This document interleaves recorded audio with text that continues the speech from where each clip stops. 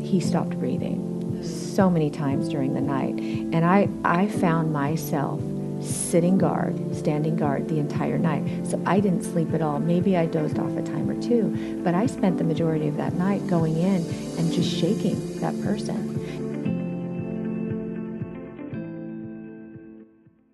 Get ready for your unofficial dental hygiene podcast. These are the tales of two hygienists, one East Coast RDH and one West Coast hygienist. Listen as they tackle the profession of dental hygiene with humor and enthusiasm.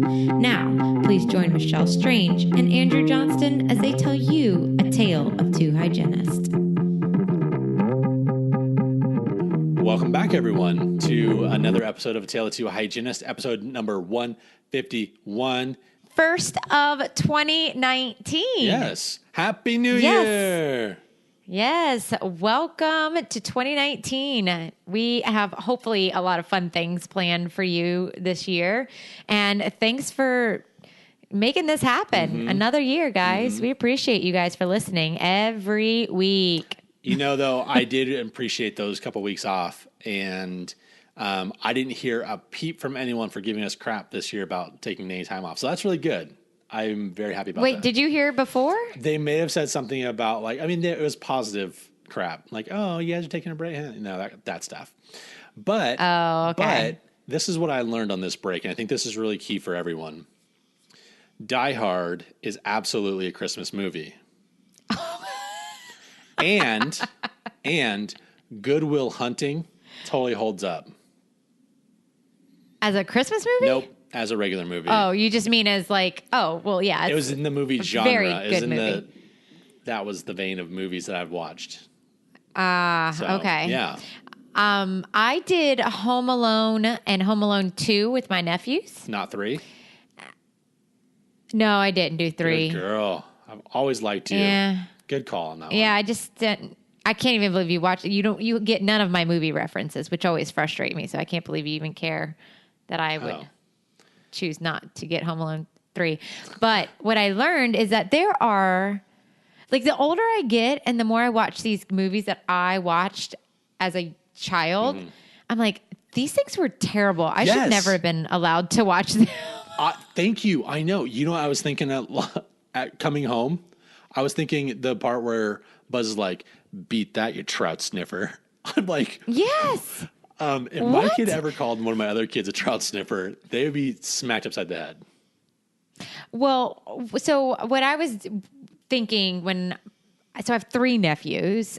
2 of them are pretty close in age. And of course, there's a lot of fussing and fighting and not a lot of lifting up, I guess sometimes. Yeah. But the behavior and the back talk is what I think I noticed the most. And how that just promotes, like, kids talking back to their parents, and how I probably just idolized this child that pretty much told it to his parents. And God, it's a wonder I was such a mouthy child, and why my report cards always said excessive talking. Sassy adult. / nothing ever changed since grade 3. I blame the movies I was allowed to watch. I as a blame child, Macaulay Culkin. Thank you. Yeah, exactly. Exactly. Yeah, that's good. But you had a good. But it was a good break. Yeah, so you just got back from some traveling. I went to Spain. My best friend moved to Barcelona about 6 months ago, and I took the opportunity. I usually run from home for all holidays. So I went there Christmas Day and came back, and I actually didn't work at all. Nice. At all. Oh. I know. It's such a rarity. It was great. But now I'm back to reality, adjusting to this time zone. I'm really, really glad I didn't have to do clinic today, because it would have just been like, I'm struggling right now. Yeah. And I tried to read research for a few hours, and I was like, that was just a bad idea too. That's like me every day trying to read research is just a bad idea. I was like so excited for it in the beginning, and then I was like, this is not working out. I just want to fall asleep at this point. But so what can you do? While you were away, that voting ended for the top dental podcast from dentalpodcast.org. So we did pretty good. There was a lot of it. This was, I think, a banner year for the number of votes they received. I think they received almost 6,000 votes for dental podcasts, which is a crap ton if you think about it. Yeah, since we're such a niche market. Yeah. But that's awesome. And thank you to everyone who took the time to vote. We really do appreciate you. And every year that you've done this, we did not come in number 1 this year, but we came in a strong number 2. A very strong. Or first loser. or first loser. We're the first losers. But, I mean, if you have to look at the competition, I mean, there were people who have groups of 25,000, members in there promoting to all that. We don't have a group for a Tale of Two Hygienists. We're just, the podcast, but the hygiene community rallies, they always rally for us. And so thank you very much for those who voted and those who voted 7 or 8 or 12 times. So thank you for that. Yeah, we do appreciate that because I'm not really sure why it was like that this year, that you could just have unlimited voting, but worked out. Whatever. We are still happy we're number 2. We appreciate you guys. I'm still terribly shocked that Dental Hacks didn't make that number or top 4. I did get a message from Alan who was like, you called us infamous last time. And I don't mean infamous. I should say legendary. The legendary Dental Hacks. Yes. Who helped us so much and have been like the front runners in this little podcasting game. So we appreciate you guys. And I think you guys should be number 1 always. Always. Forever and always. I agree. 100%. But if you're not going to do it, then we'll take it next. We'll take it. So next year we are rallying. We are coming at it next time. So we'll take number 1 again. So I think we should jump right into it. We have. All right. So as we kind of alluded to before the break, and I think we had some teasers and things like that, we're going to really focus on Airway for this month. Month of January is going to be focusing on Airway. And so for this first episode, we are joined by Cyndee Johnson and Julia.worrall.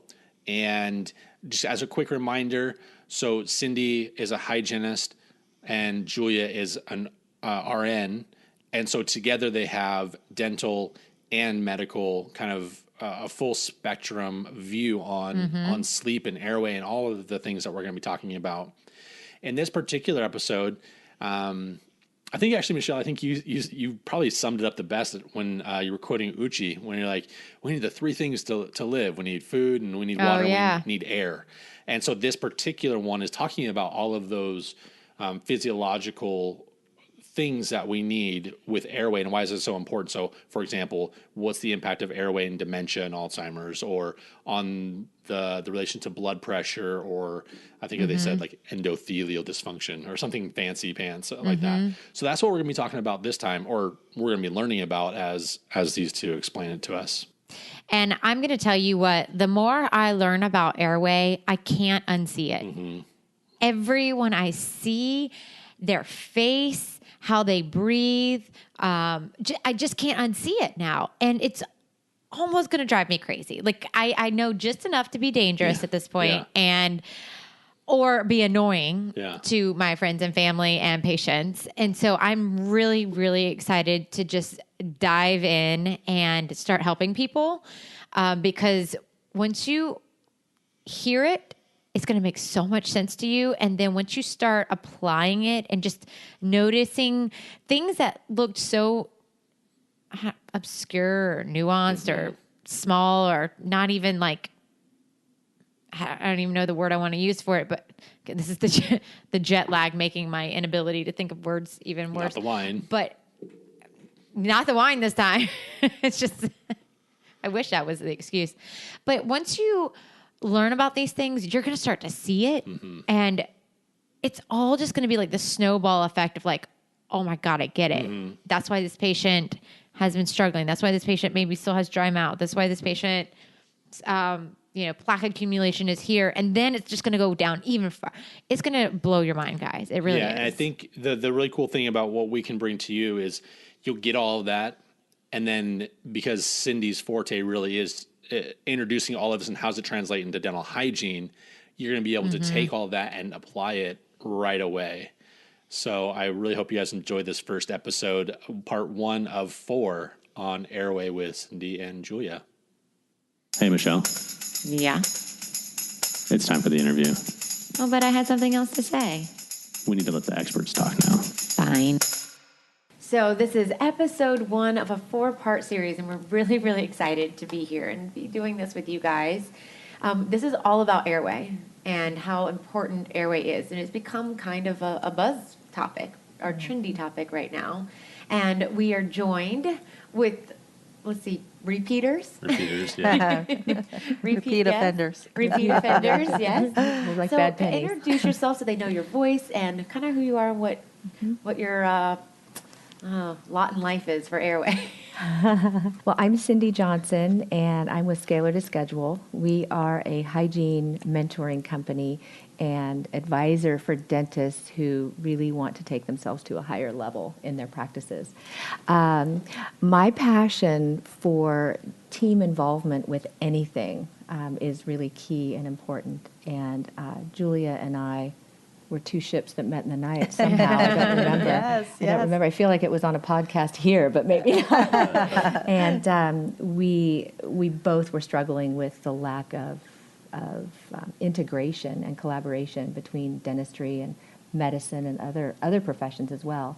And so our symbiosis sort of led us to where we are now. I agree. I think, so my name is Julia.worrall, and I'm a registered nurse, and I have been involved with critical care for the past 20 years. And through my own personal experiences of looking for help with my own health issues, I discovered a whole world of knowledge contained within the world of dentistry. And the more I took courses and stepped over into that world, I discovered that the divide between medical and dentistry is truly harming our patients. And we can't offer complete solutions to patients unless we understand the whole oral systemic connection, that the mouth, the oral cavity is connected to the rest of the body and how that's impacting us.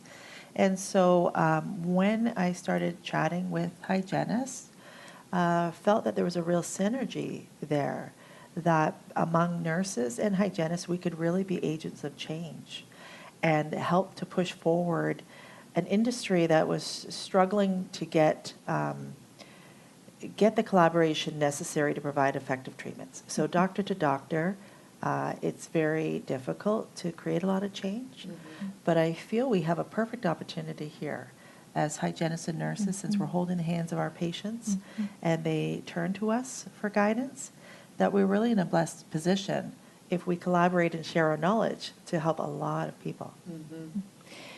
That's, I'd like to add something to that too, is as hygienists, and both you, Andrew, and Michelle are being hygienists, we've all experienced this information that's been coming at us at warp speed regarding the oral systemic link.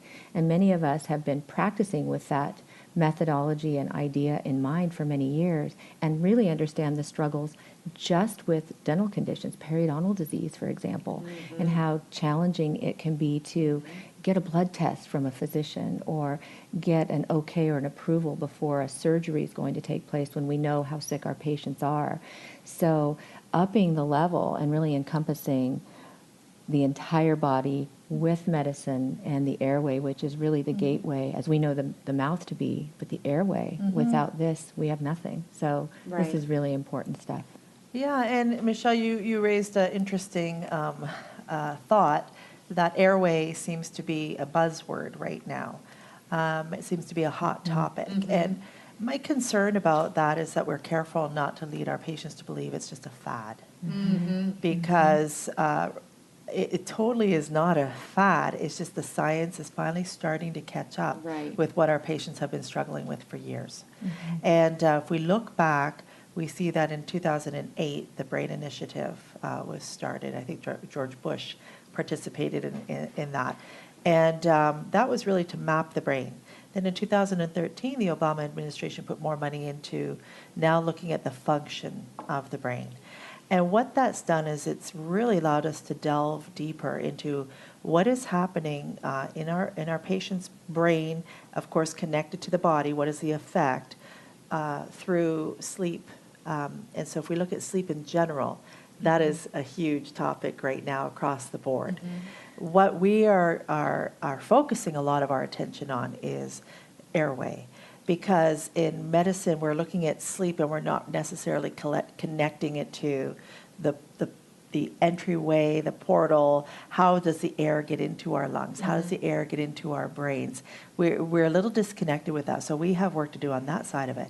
From the dental perspective, you guys look into those mouths all day long, and you're so comfortable and familiar with that space. And what we need to do is help to connect that to how is that affecting the rest of the body?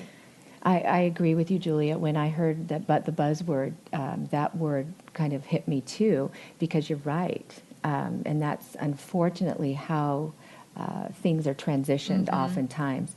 And what that also does is it creates a mindset within our patients. And so many of the treatments we provide that are ancillary to dentistry are often thought of a way to generate income for the practices. And so we want to be really careful that we're talking about the real true health concern that this is on a global level, but more importantly, to help shift the mindset of not only ourselves in the professions, but to help do that for our patients so that they are not on the defensive, thinking that the new things that we mentioned because of new information are to generate more income for ourselves. And unfortunately, that can be a divide in really anything we do. So thank you for that. The sad thing about that reality is that many patients who, when we do provide the education and information to them, exactly like you said, they feel, I've heard patients say, it seems like everybody has sleep apnea nowadays. Yeah. How can that be? How can that be? So that's an issue. The fact of the matter is we're discovering more and more that the conditions we've treated people for that they're comfortable with, high blood pressure, cholesterol, diabetes, cardiovascular disease is the number one killer. People have been educated about that, and they're comfortable with that. But the fact is, cardiovascular disease is directly related to obstructive sleep apnea. So obstructive sleep apnea is a cardiovascular disease. I know we're going to circle back around and have like this really lengthy, discussion about Airway and get into it, but I'm wondering how many people that are listening to it have had similar situations that I'm about to say. So I had a patient the other day come in and had an extremely high blood pressure, not controlled, on medication, and when I asked about sleep, because I've been listening to you guys and taking some courses, just dabbling enough to get in trouble, right? Like ask questions and then not really know what to do with the answers to them sometimes, but ask the question like, do you sleep well? And he's like, oh no, my wife has I can't remember what she had, but she had a hard time sleeping. She fidgeted all night long. He has a CPAP machine, can't wear it, all these things. And when I started talking to him about that, he was like, no one's ever said anything to me. How do I find more? And I was like, that's such a great point. And what we're going to be getting into, you're right. A lot of where Julie and I really connect is how to deliver the information to people. And what we have found to be most effective is a very a question-based sort of discussion with our patient. And then we also have some really valuable and important ways of saying things, words to use, words not to use, how to really help the patient become part of their own diagnosis and understand the why behind what we're doing. And we're going to dive deeply into that as we go through. And Michelle, just the fact that you asked that question to them, even if you didn't know how to take it further, but if you say, has anybody ever talked to you about sleep apnea? You've put that bug in their ear. Yeah. You can bet next time they go back to their doctor, they're going to say, my hygienist asked me. And what that does for the doctor too, who maybe is just learning, puts a cue to them, hey, maybe I should send them for a test. So it is valuable, and that's what I want the listeners to understand too. I feel like a lot of people are apprehensive to have the conversation because they don't feel they know enough. Just, those queries, to put thoughts in people's minds about what else we might consider that we may have missed. And then just advise them to follow up. So it's a starting point. It's a starting point. It is, and we've all that is the point of all of this. Yes, that is the point of all of this. If we think back on our dental careers, I remember looking at the tray of scalers. If we just as an analogy with all those funny tips, and asking myself, how would I ever know which one to grab on the tray? And it's just a matter of just doing it, taking that first Yes. step. And it'll be clumsy for most of us. Yes, It's very it still clumsy is to for start me at something times, new. yeah. But what we're doing is we're saving people's lives. Yes. And asking a simple question can do that. can Lean start into the process. discomfort. Yes, lean into it. That's our favorite thing to say. It's very uncomfortable, but it's the solution to many things. Coming out on the other side. Yes. So if we can then tackle like just general sleep physiology, like why? Because Uche Odiatu was on the podcast talking about that, and the one thing that's always stuck with me, and the one thing I always take back to people who say, "Why is it important?" And it was, what 3 things can't you live without? Air, water, Yes. food. And what's the first thing that you will literally just drop dead from if you Yes. don't have it? And That's it's right. breath. And so, tell us, can we get into like the general sleep physiology and why it is important to have good airway? So that when you look at sleep, for example, so I'll just do a quick overview of stages, let's say. So you start to fall asleep and you get that warm, fuzzy feeling as you're starting to relax. Everything in your body is beginning to tone down. You can still be easily aroused at that point. Somebody walked in, you'd wake up, you're still, there, but you're in that drifting zone. You think about when you're driving and if you're sleepy, and you have a head nod or you just feel that little bit in and out, you've been sleeping already. They're called micro sleep. So you're already in stage 1, heading into stage 2 sleep. We'll talk about that later, how dangerous that is. So going to stage 2, you're starting to kind of disconnect from the world around you.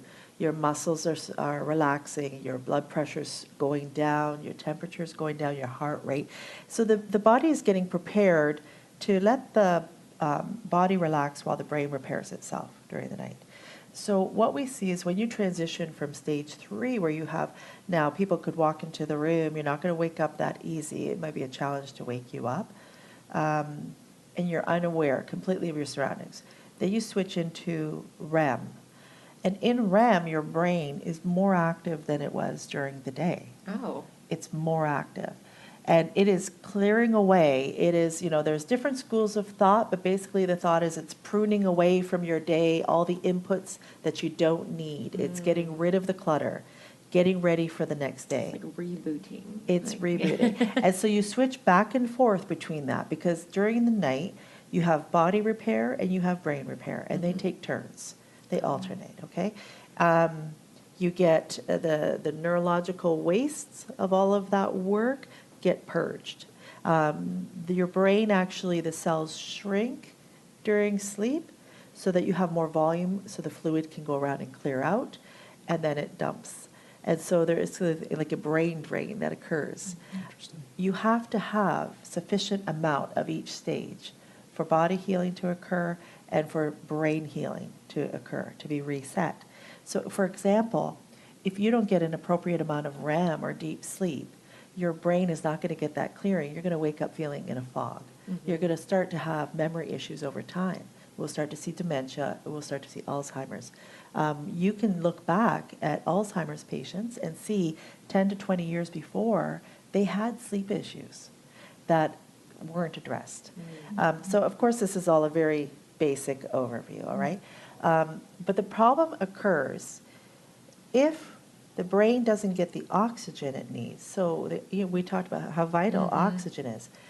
If the brain, whose job is to keep us alive while we're in that suspended state, if it's not getting the oxygen it needs, we're going to have an adrenergic response in our body in order to keep us alive. So it has to switch from healing to life-sustaining measures, right? So now you have where the brain senses it's not getting the oxygen that it needs. It sends a signal down to your adrenal glands to give you a little shot of epinephrine to stimulate you enough to take a bigger breath. So your heart rate will increase, your respiratory rate will increase, and you'll take that breath, and then the whole process starts all over again. So this frequency of this means now your blood pressure no longer stays low, so you start to have increased blood pressure even throughout the daytime. You'll wake up in the morning with high blood pressure, which should not be. That's not the normal physiology. You'll start to get less Let's see. So endothelial dysfunction, which basically means your whole vascular system, because it's been going through this all night, will start to become more taut, less flexible. So blood pressure is hugely tied to that, and cardiac issues from that. But the bottom line is you start to get breakdown over time. I could go into the whole pathophysiology of how it leads to diabetes, how it leads to, I mean, there's so many, there's not any, let's put it this way, there's not any system in your body that won't be affected by the fact that instead of repairing you each night, your body had to keep you alive. And what that translates to is stress. So we live our lifestyles, we live our lives very highly functioning, and many of us very stressful. So at a time when we're resting and our body is designed to be repairing and de-stressing our system, we're actually continuing those stress patterns right through our sleep. So you can imagine how that plays out in And so that oxidative stress that we're experiencing all night leads to inflammation. And as we know, inflammation is a huge, huge factor in so many diseases. And when we start talking about the oral systemic connection, and you guys are familiar with the role of inflammation and how that impacts your biofilm and your plaque, and I'm talking like I know what you guys know, but I'm still learning. I'm still learning. You're using the whole biofilm. I'm learning a couple terms. I'm using only a couple terms I know. Anyways, those will come in and out. Those are hard hitters. It makes you sound like you really do know. Right. But it just goes to show you how there's that disconnect. As soon as I can get to a certain point, and then I have to hand it over because we need to shelter. Anyways. Yeah. So the inflammation becomes a huge issue. So you're living your life in chronic inflammation, and you see that on people. You see the changes in their facial expressions, in their skin tone, in their posture, in their people are suffering from all the effects of inflammation. And we take anti-inflammatories. We take Advil, Tylenol, over-the-counter medications. We are self-medicating in so many different ways instead of addressing the underlying issue. And there are so many examples of that in studies that have been completed historically that address sleep, but not the airway. So we know what sleep patterns do to, for example, healthcare professionals or people who have night shifts and how that affects the way that their body behaves. Yet we haven't taken it to the step that is required to understand if, in fact, we have people who are working normal hours and what those effects are. So some interesting studies that we could share with you on that too. And I think, 95% of Americans complain of insomnia. And so insomnia seems to be the big issue. People are worried they can't sleep. So when you look and you think about the normal physiology of sleep and that the brain is charged with keeping you alive, think about what happens when night after night you go to sleep, you don't have enough oxygen, you can't breathe, and your body is in that fight or flight, in that stress Constantly. response. What do you think is going to happen 7 o'clock, 8 o'clock, 9 o'clock, as your brain becomes aware that it's becoming night and you're going to go to sleep again? Your brain is an amazing, amazing organ, and it will try to prevent you from going to sleep because it knows you're not going to get the oxygen you need as soon as all those muscles relax. So the overlap between insomnia and sleep or airway issues is so huge. So we cannot discount when somebody says, I have insomnia. My issue is I can't sleep. Oh, okay, well then don't worry about it. No, let's discover why your body is not letting you sleep. So there's a huge overlap there that we have to look into. And what happens in the medical community is a lot of those patients will end up with sleep meds. Right, which exacerbates their problem. It decreases the central nervous system. So the very protective measure your body has to keep you awake, now you're decreasing that, and you're just compounding the problem. So for the sleep meds, though, what is it doing to you? Is it getting you into that REM cycle sooner? In fact, you will get far less REM. Yes. It doesn't allow you to get into REM. So for example, let's take an over-the-counter one. And I guess I shouldn't use brand names. I don't know how that works on here. Melatonin considered one of those? So melatonin is a whole different thing. Okay. We'll talk about that. It's like a hormone. But in terms of like a PM medication, let's just say, okay?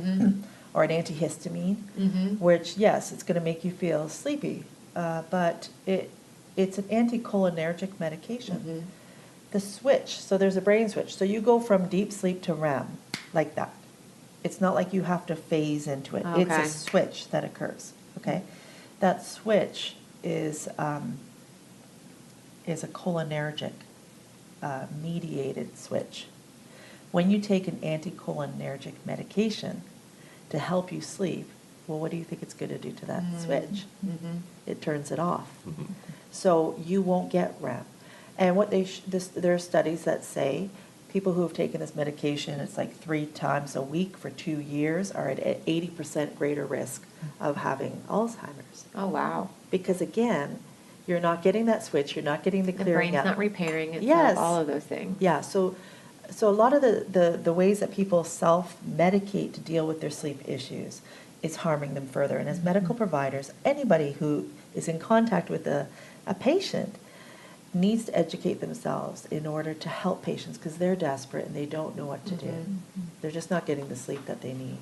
So if it's a switch, is there an optimal time when that switch comes on and off, or is there a way to For predict sure. it or anything like that? So you bring up a fantastic point. When you look at the recommended hours of sleep, it absolutely does matter when we sleep. So it's not automatic that, let's say if the optimal time to sleep is 10 and 7, and I go to bed at 1 o'clock, it does not follow that everything just gets shifted for those hours. Because we have a brain clock that tells the body when to heal this organ, when to heal that organ, and it's very systemic. We like to think that we can just mess around with that and we'll be fine, but the studies don't validate that. We will end up losing out on either hormone release or repair. So it does not naturally follow that. And what's interesting, if we're talking airway, is there's an ultradian rhythm, which is our daytime rhythm, and our organs do get repaired during the day. And then there's our circadian rhythm, which drives sleep. Our airway during the day is just as important as our airway at night. How we breathe during the day will dictate whether we are trying to go to bed in a state of stress, in a state of fight or flight, or if we're in a state of rest and digest. So how we manipulate, we're the only animals on earth that can actually control our breathing, can utilize those tools to affect our breathing and improve our breathing during the day, which will help us so much more with our breathing at night, provided we don't have any cranial facial defects or something like that. So long answer to your question. But the timing is everything, and there's a lot more coming out about that. I just attended a conference this summer that was Sleep Well, Sleep on Time, starting to look really at the circadian rhythm. And even with, I know we're going to talk more about children later on, but the whole thought that children have this phase delay sleep and it's normal for them to not want to go to bed and not get enough sleep. There's stuff that's coming out now that's saying actually neurologically, most people should fall asleep at 10 o'clock and wake up at 7. That would be the normal time with our drive to sleep, would put us in that phase. And those hours before midnight are some of the most restorative hours. So if we're losing out on those hours, we don't catch it up later. Those are lost. So we'll talk more in detail as we go through each of those. But And it's important also to think about, I mean, we're thinking about, we're being very egocentric at the moment, thinking about our sleep. But if we think globally, this is planetary. This is the moon and the sun rising. The rhythm is imprinted. And the studies that have been done on sleep changes in that area, hormonally, if you test a human that's been shifted from those natural rhythms, hormonally, they may be 20 to 30 or 50 or more years older than their chronological age. And so to think that we might have a 40-year-old intern who has the hormonal balances of a 70-year-old because of their sleep schedule, to not be able to correlate that to health issues that would also be attributed to what we might find in a 70-year-old person. So it's putting these pieces together sensibly, too, when we're asking ourselves these questions. So is that affected, though, by people who maybe live in, we'll say, Canada versus people who are on the equator? Does that change their... So one of the things, if we look at the invention of artificial light and what that's done to our sleep cycle, it has extended. So we no longer go to sleep when the sun sets and rise with the sunrise, which in winter times would give us a lot more sleep, right? And in summertime we would have less, but in summertime we have more sunlight. And so it's connected with vitamin D levels, for example, we know is really important. The farther north you go away from the equator, the bigger the issue is with vitamin D deficiency. Vitamin D is intimately connected with circadian rhythms and our sleep cycle and our switch from REM to day. There's entire courses just on the role of vitamin D and how that is impacted for sleep. There's a neurologist, Dr. Gomanak, who teaches an entire course on the role of D3 and our B vitamins in coordinating our sleep. And she says that actually teenagers don't have necessarily an imprinted sleep phase disorder, but that they're severely deficient in vitamin D and vitamin Bs, which goes back to whether their mothers were deficient, because it's connected with our biome, and then that gets passed on, and we are seeing now second and third generation where there's a deficit. And I just love how everything is kind of connected to the role of light and our migrations across the earth, how much pigment we have in our skin, how able we are. So for example, and I know I'm going all over the place here, but that's just how my mind works. So we know that if you're brown-skinned, you are much more likely to have a sleep disorder. What? And to have high blood pressure and to have all those comorbid conditions. So that in itself is a significant risk factor. Is somebody brown? They're automatically higher. You think about, they live here, we have very little sun, they have such great protection from the sun because ideally they would live in a climate where there's lots of sun. But we all move around now, and so they are deficient. So you see how there's all these different layers of connection that if we don't understand basically how our body works in connection with our environment, and like Cyndee said, all of our environment, then this is why people are at a loss for why they feel the way that they do. It's like it's all going back to the basics. Like you just really have to get back to the basics of our way our body functions, what it needs, and then how innovation, as great as it is, has really affected us in such a way. You think about smartphones.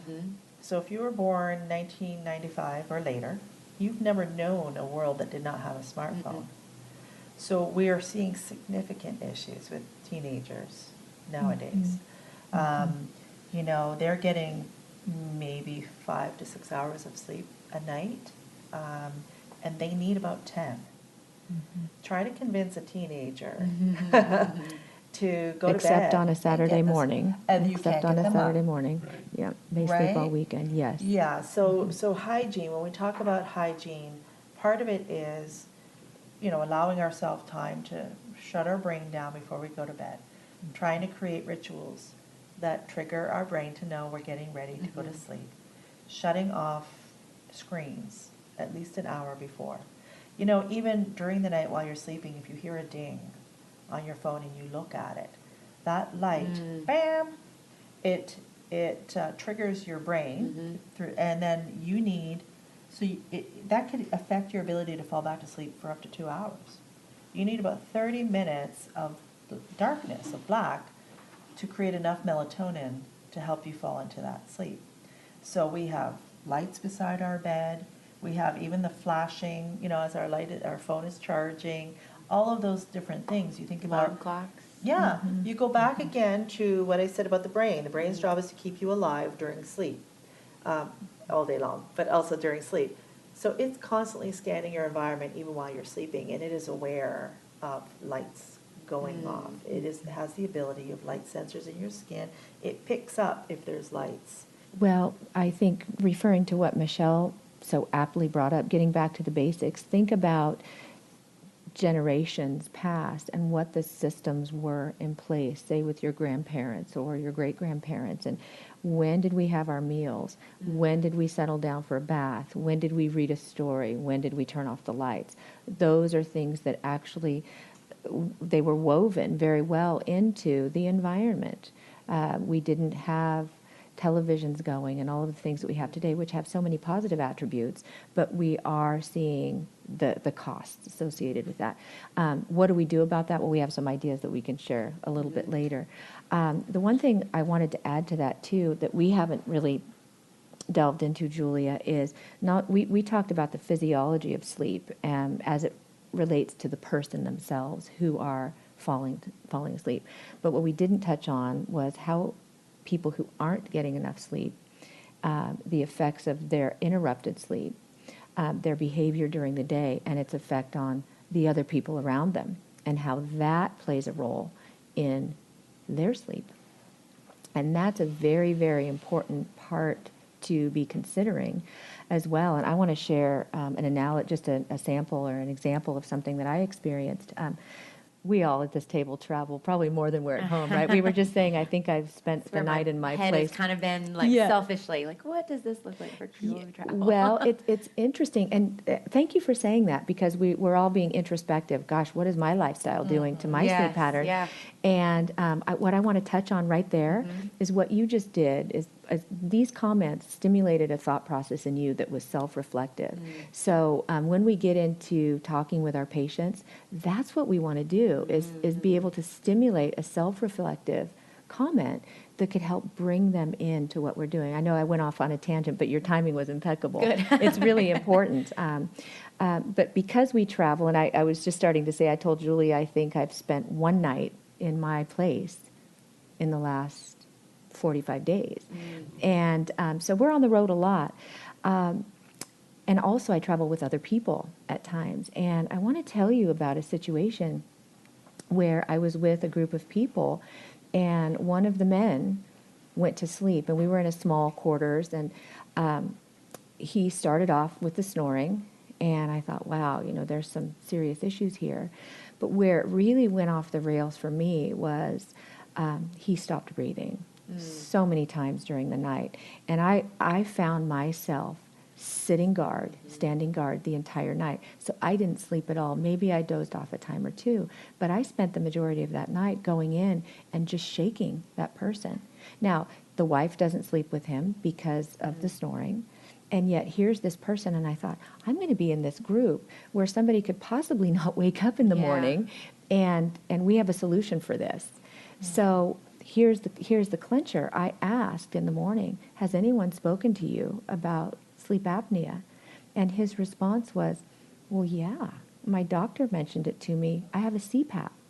But I thought it was a bunch of BS and just another thing that I needed to buy, another piece of contraption that was going to interfere with my lifestyle. And I just thought it was a big hype, and I don't even use it. So you can imagine the conversation that ensued following that. And now this person is not only using it, but very thankful for that bit of information. And I think that is as important as not bringing it up, as following through with, when we do bring it up, please go have a sleep study. Here's your CPAP. Now what? And we're going to talk about that too. I'm excited for that conversation. Yeah. The other thing I was going to say about travel is crossing time zones, jet lag, right? Everybody knows about jet lag. So the crossing back and forth of time, it really does disrupt our brain clock. And it takes about 1.6 days, they say, for every hour of time. And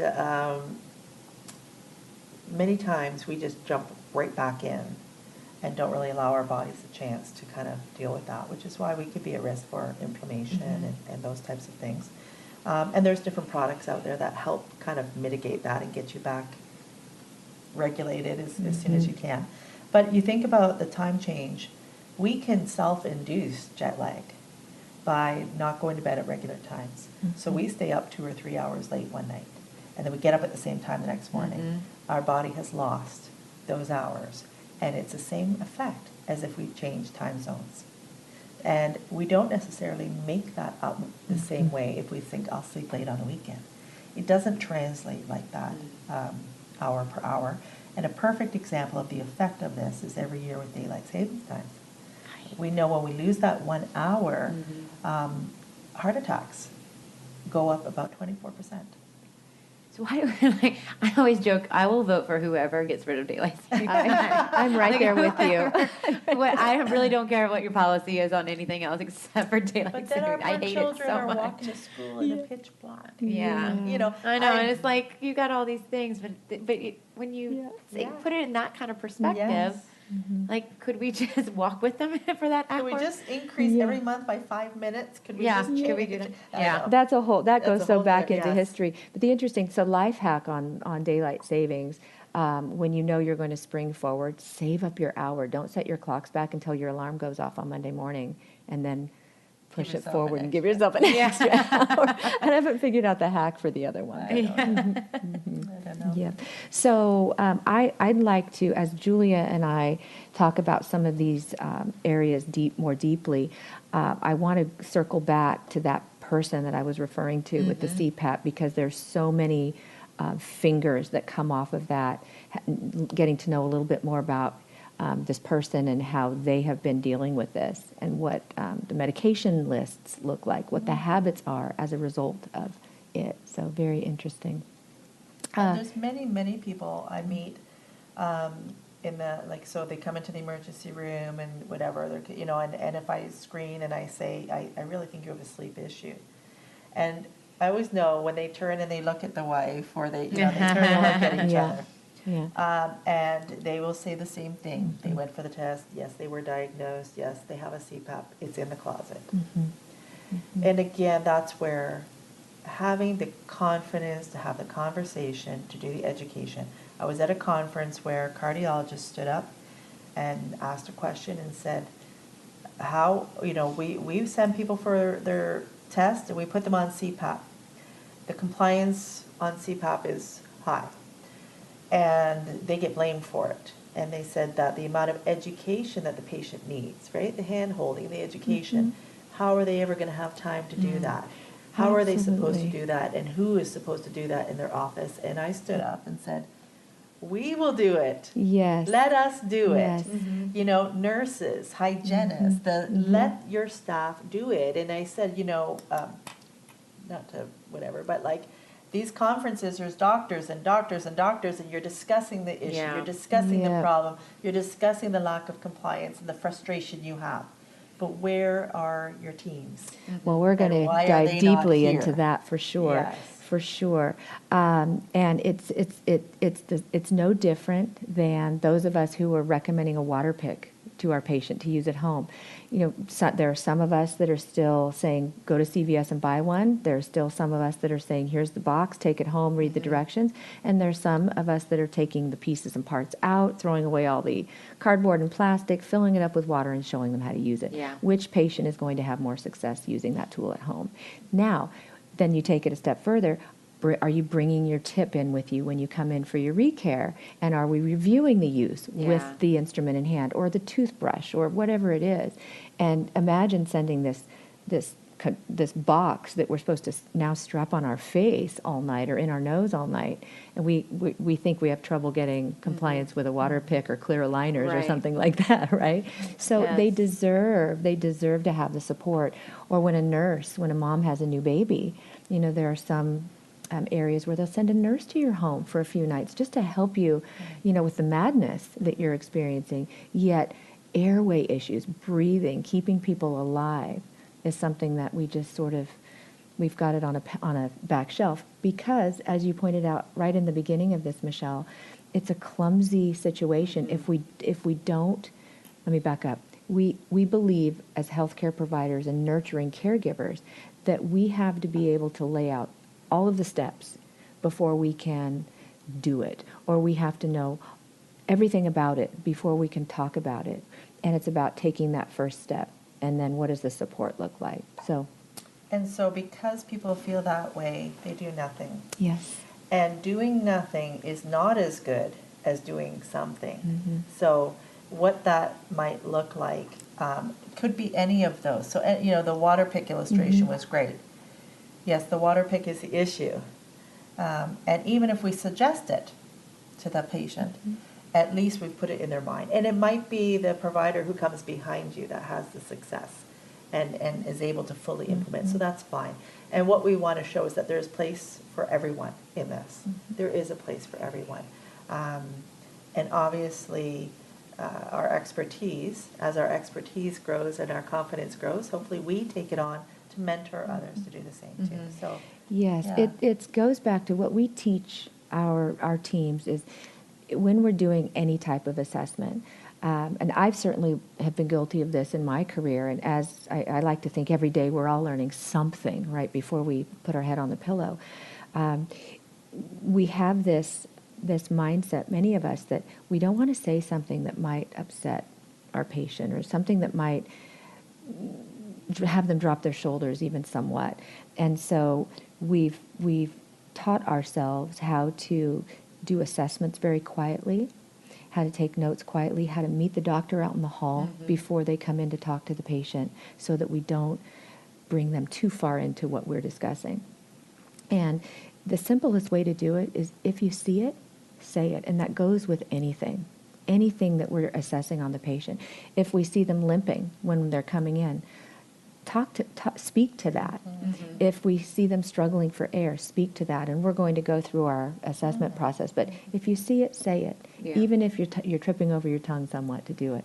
Well, and many of us are literally. The unfortunate part about a lot of medical education is the lack of the psychology and how to help your patients out of ambivalence, and also your own ambivalence, because I think when you get set in this, like, I don't know what to do kind of thing, so it just, how do I deal with that? And so the psychology, it almost is like you have to have like the major and the minor. Like the major is always in the science of airway, the science, the physiology, but how do I have that conversation when someone says, I just keep it in the closet? Because if they weren't their own behavior modifiers, the change makers in their own day, none of us are going to be successful like that. Absolutely. The psychology part of it, there are two things, and again, there's just so much. I could sit with the two of you for a week, but the psychology part of it is missing, clearly. And an instructor once said to me in a course, and I thank him to this day for my career, because he said, listen,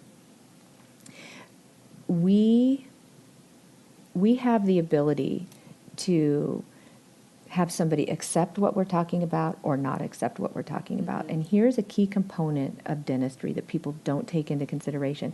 One, we're working into what Julia pointed out at the beginning of this conversation was life. Michelle, you said food, water, and air, right?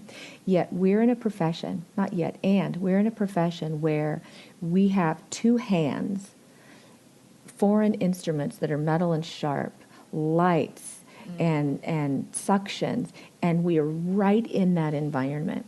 So even those of us who can sit through a dental appointment feel that. Imagine those who are struggling to get air on a regular basis and their brain is already programmed to be considerate and concerned about that. So the psychology of what we do when we have somebody who's afraid or needs a break or needs the suction or needs another rinse, those ones that we often, say, here comes Mary. We need to add 15 minutes to her appointment. We begin to explore the reasons why. And the beauty is, once we see something, once we learn it, you cannot unsee it. So then you're left with that moral dilemma. Am I going to let my patient walk out the door having not said anything? Or am I, which many of us do, not going to continue my education so that I don't have to burden myself with these types of conversations? So there's a lot of psychology, and that's a whole other. And I think, excuse me, I think it is natural to procrastinate over things that we don't feel. We love to do the stuff we feel good and confident doing. It's very rewarding. Leaning into that discomfort is a challenge, and especially when we're already, feel overwhelmed and loaded down and stressed with whatever, and you're going to add one more thing. going back to our patients and from their perspective, that's exactly how they feel in their life too. Yes.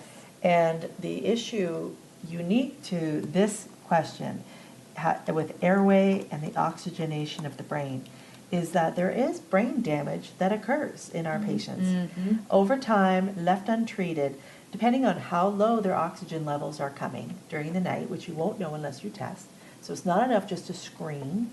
You would never just ask somebody, what is your blood pressure? Do you think you have high blood pressure? You take it. So the testing, the screening and the testing becomes important, because if they're dropping below 90, they're losing cells. They're losing brain cells, right? Treating with CPAP or an oral appliance or whatever treatment you have may make improvements, but you don't get all of it back. If they're going down into 60%, which some of our patients are, that is actually a coma state that they're in. So we don't know when we're talking to this patient what extent of brain damage has been done, because they're undiagnosed, untreated.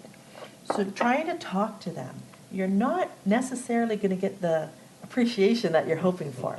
In fact, they tend to be completely unaware and do not understand the depth of the situation. And so these soft touches that you can do to be introducing it, the drip, all of those things that we're going to get into, and hopefully with family present or a loved one or somebody that can kind of hear your message and reaffirm that for the patient. The communication we'll get into deeply. Yeah. So I was going to say, I think we're nearing the end of the time, and I wanted to just leave us with two things. One, to help our listeners who are in dentistry understand a bit more about how we might deliver this information without feeling like it's one more thing or it's something I'm maybe not even clear about. I bring that back to periodontal disease. And one of the most common questions that we are asked when we're working with teams is, how am I going to tell a patient that I've been seeing for 20 years that they have gum disease when I've been seeing them every 6 months, right? So it's the same analogy that we can use with this, but the biggest, and I'm going to give you a huge nugget right now, if you want to capture the attention of your patients, here is a statement that you can make for them regarding anything we're doing, and it's not your fault. It's not your fault. And here's why. And you must feel like every time you come in, you're hearing something else. It's not your fault. And here's some good news. We have solutions. But to let patients know that we're still learning. You and I have been working together for years, working really hard to keep you healthy. And it's not working well. And it's not your fault. So this has been really great. We kind of alluded to this is just skimming the surface. We've talked a lot about physiology of sleep, some sleep cycles and patterns, a little bit about the psychology, but there's so much more, and this is too short of a podcast to be able to cover it all. So where might people contact you for more information on better courses, or if they had specific targeted questions for you? Well, for us, for me, it would be contacting me through Scalar to Schedule, and my email is Cyndee@scalartoschedule.com. Julia is truly the airway expert. Where I come into play is how do we integrate all of this incredible information into a practice, and how to get your team to the level that they have the confidence to do this. So I agree. No sense throwing out a bunch of information if we don't know how to take it back Monday morning. But if people want to reach out to me with specific questions or things like that, they can reach me at Julia.worrall@airwayhealth.org. And hopefully I can answer your questions. And we'll have all this in the show notes. Of course. Yeah. So listeners, we have 3 more episodes specifically about airway, and I am very excited about it. This is just the foundation. We're going to be touching on the stages of development, looking at children and adults and geriatric as well, maybe? Yes, for All sure. right. We're excited for that. I know you are probably your minds are going crazy right now. Either you're just going to need to let that soak, maybe listen to this again, but don't worry. Each week is going to build on itself, and it's going to make so much sense. So big thanks to Cyndee and Julia again for all of their information. They are amazing. And don't forget to thank PDT, because this is a CE episode. PDT, Paradise Dental Technologies, is supporting the CE through CE Zoom. And don't forget, guys, if you have any questions, any comments, any suggestions, you are welcome to send them to us at ataleoftwohygienist@gmail.com. Head over to our website, subscribe there at ataleoftwohygienist.com. Follow us on Instagram or Facebook. We love the interaction. We really, really do. And send our guests some love too. If you like their episode, share it. Share it in the forum, share it with friends, and leave them a comment, because what they're doing for us and bringing this info to make us better clinicians, it's huge and it's priceless. And just give them a little pat on the back. Yes. Okay. Anything else? That's it. I hope you all have a great week, and we'll talk to you next time. Bye, y'all. Bye.